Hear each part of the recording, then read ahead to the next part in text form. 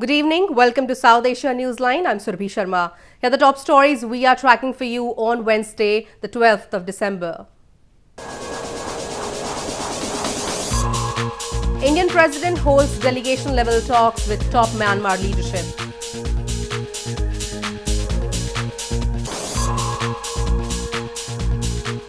US adds Pakistan to blacklist for religious freedom violations.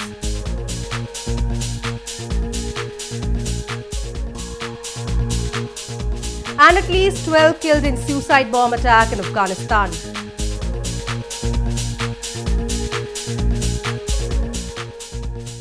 And now for all the details. Indian President Ramnath Kovind held delegation-level talks with his Myanmar counterpart Win Mint in Naypyidaw on Tuesday. Both the leaders also witnessed exchanging of two agreements to boost strategic ties between India and Myanmar. Indian President Ramnath Kovind met his Myanmar counterpart Win Mint at the Presidential Palace in Naypyidaw on Tuesday to boost bilateral ties between the two countries. After wide-ranging talks, both the leaders witnessed signing and exchanging of two agreements. The first one includes training of Myanmar judicial officers in India in the field of civil and criminal law. The second one is to enhance cooperation in science and technology, especially for the research in industry, agriculture and other fields. President Kovind on Tuesday also visited Myanmar's Yizin Agriculture University, where he dedicated an advanced center for agriculture research and education and a rice biopark to people of Myanmar. India's project assistance to Myanmar in terms of grant is close to $1 billion and in terms of lines of credit, it is close to about $750 million. The Indian president is scheduled to meet top Myanmar leadership during his 4-day visit to the country. Indian Prime Minister Narendra Modi on Wednesday inaugurated the Partnerships Forum, a global meet on infant and maternal health in India's capital, New Delhi. The 2-day international conference is aimed at sustaining global momentum for issues related to health of women and children. Indian Prime Minister Narendra Modi on Wednesday inaugurated the Partnerships Forum 2018, a 2-day global meet on infant and maternal health in India's capital, New Delhi. The objective of the conference is to improve knowledge, alignment and accountability to accelerate action on women's, children's and the health of adolescents. Prime Minister Modi, while highlighting his government's various health schemes, said that India is set to increase its public health spending and that women, children and the youth will continue to remain at the heart of every policy. He stated that India is very much on target to achieve Sustainable Development Goal in maternal mortality much ahead of the year 2030. The health of mothers will determine the health of the children, and the health of children will determine the health of our tomorrow. We have gathered research and deliberate ways to improve the health and well-being of mothers and children. This is the second time India is hosting the Partnerships Forum, the fourth in a series of global high-level multi-country, multi-stakeholder events. It is aimed at sustaining global momentum for issues related to health. The United States said on Tuesday it has added Pakistan to its blacklist of countries that violate religious freedom, ramping up pressure over the treatment of minorities in the country. Rights groups have long raised concerns that religious minorities are often subjected to persecution in Pakistan. Happy Thanksgiving. The United States said on Tuesday it has added Pakistan to its blacklist of countries that violate religious freedom, ramping up pressure over the treatment of minorities in the country. U.S. Secretary of State Mike Pompeo said he had designated Pakistan among countries of particular concern in a congressionally mandated annual report, meaning the U.S. government is obliged to exert pressure to end freedom violations. Pompeo said in a statement that in far too many places across the globe, individuals continue to face harassment, arrests, or even death for simply living their lives in accordance with their beliefs. The move comes just weeks after the violent protests by hardline Islamists over the acquittal of Asia Bibi, a Christian woman on death row for blasphemy, created an environment of fear. Rights groups say the blasphemy law is exploited by religious extremists as well as ordinary Pakistanis to settle personal scores against minorities who are often discriminated against. At least 65 people have been murdered over blasphemy allegations since 1990 in Pakistan. In news from Afghanistan, at least 12 persons were killed and several injured in a suicide bomb attack targeting a security force convoy in Afghanistan Pagman district on Tuesday. Militant group Taliban claimed responsibility for the attack. Afghanistan's Interior Ministry on Tuesday confirmed that 4 security personnel and 8 civilians were killed in a suicide bomb attack in Afghanistan's Pagman district. An Interior Ministry spokesperson said 6 security force members and 3 civilians were also injured in the explosion that occurred in Pagman district when security forces were passing through the area and were targeted by a car bomb explosion. Militant group Taliban claimed responsibility for the attack. از نیروهای امنیتی افغانستان شهید است و 8 تن ملکی به شمول 2 خانم، 2 کودک و 4 فرد ملکی که در اون محل در حال گذر از این مسیر بودند. The attack was the latest in a wave of violence that has killed thousands of civilians and security personnel in the trouble-torn nation. This comes 2 weeks after at least 10 people were killed in an explosion near a security camp in Afghan capital, Kabul. More news from Afghanistan. Officials in Afghanistan's southern provinces have claimed that Taliban has gained access to more modern arms, which is a challenge for Afghan security forces in fighting the group.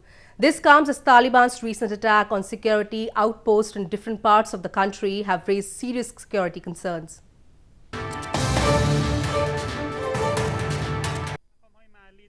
Local officials in different provinces of southern Afghanistan have warned that Taliban has gained access to more modern arms, which is a challenge for Afghan security and defense forces in fighting the group. Governor of Helmand province Mohammad Yassin Khan said modern weapons from Afghanistan neighboring countries are being provided to the terror group via intelligence networks. The claim comes days after Taliban's recent attacks on security forces, outposts in different parts of the country have raised serious security concerns for the local officials. د استخباراتي شبکو له طریقه دوی ته توزیع کیږي چې عملاً په جنگونو کې ونیول شو یوازې افغانستان نه چې په جهان کې وښودل شو.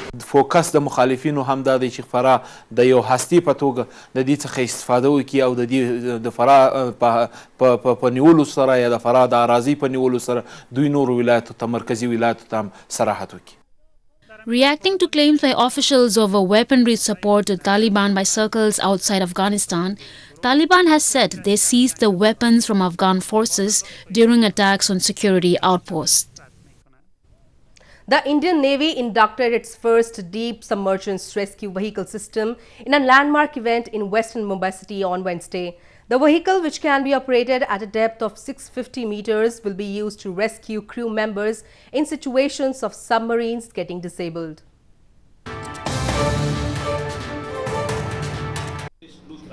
Indian Navy on Wednesday inducted its first Deep Submergence Rescue Vehicle or DSRV system in a landmark event at a naval dockyard in western Mumbai city. The vehicle used to rescue crew members stranded in submarines that get disabled was inducted by the Chief of Naval Staff Admiral Sunil Lanba. The Indian Navy in March 2016 had commissioned 2 DSRVs. After one inducted in Mumbai, the second will be deployed at the Eastern Naval Command in southern Visakhapatnam.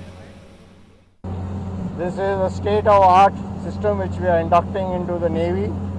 We are inducting 2 such systems. This is the first of them which is being based in Mumbai. The second one will be inducted in the coming months at our naval base at Visakhapatnam. The DSRV can be operated at a depth of 650 meters and can hold around 15 people in one dive. With the new addition, the Indian Navy has joined a select group of naval forces in the world that boasts of its niche capability. A fresh spell of snowfall in higher reaches of India's hilly province of Himachal Pradesh has led to a surge in the tourist influx in its famous hill town Shimla. Tourists from across the country and abroad are thronging the hill town to experience snowfall and enjoy cold weather. The popular hill town of Shimla in India's northern Himachal Pradesh province has been witnessing a surge in tourist footfall following heavy snowfall for the last 2 days. The revelers from different parts of the country who thronged the picturesque hilly town, famous for its scenic beauty, came out of their lodges, hotels and guest houses to enjoy the snowfall. The entire province is in the grip of an intense cold wave with temperatures deeping up to -10 degrees Celsius in hill stations including Lahaul Spiti, Kufri, Khada Patthar and Narkanda. हाँ, जो पिछले 2 दिन से जो हिमाचल प्रदेश में western disturbance का effect चल रहा है 10, 11, 12 तारीख से फोरकास्ट भी दी गई थी, जिसमें जो स्नोफॉल भी हुई है पिछले 2 दिन से लगातार जो है वो हिमाचल प्रदेश के जो ऊपरी इलाके हैं और मिड हिल्स वाले इलाके हैं, इसमें स्कैटर्ड प्लेसेस पे जो लाइट मॉडरेट बारिश या स्नोफॉल हो रही है। आज एक्सपीरियंस तो बहुत ही फैबुलस है। यहाँ पे मतलब सुबह 4 बजे से सोए नहीं 1 मिनट के लिए, जब से सड़कों पे ही हैं और जब से रेगुलर बारिश स्नो पड़ रही है और बहुत ही अच्छा वेदर है और मन कर रहा है बस यहाँ से जाओ ही ना। Tourism is the mainstay of Himachal Pradesh's economy, with hill stations like Kufri and Shimla being major contributors. During winters, holidaying crowd from India and other parts of the world also prefer to spend their time in high-altitude regions of Uttarakhand and Jammu and Kashmir to experience snowfall and enjoy cold weather. Tibetan spiritual leader Dalai Lama on Wednesday said that dialogue was the key to peace and that the 21st century must be the century of dialogue. He made the comments while addressing an event on spreading the ideas of friendliness in India's western Mumbai city.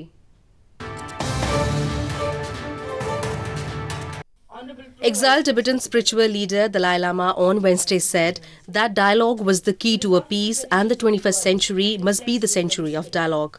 Dalai Lama made the comments while addressing an event in India's western Mumbai city. The event was also spreading the idea of Maitri or friendliness and was organized by the University of Mumbai.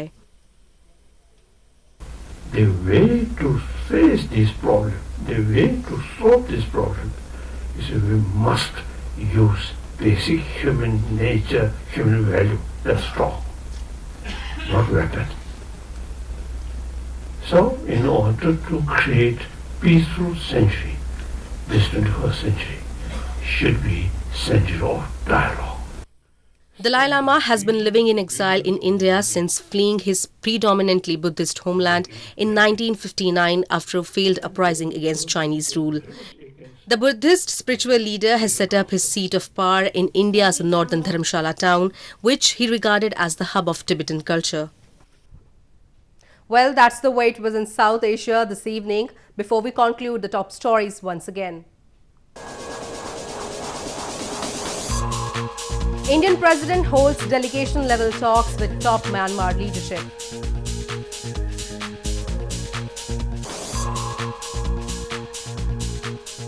US adds Pakistan to blacklist for religious freedom violations.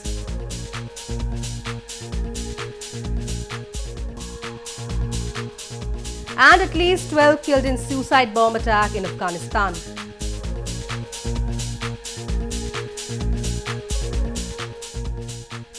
Now our viewers can watch the show on SouthAsiaNewsline.com.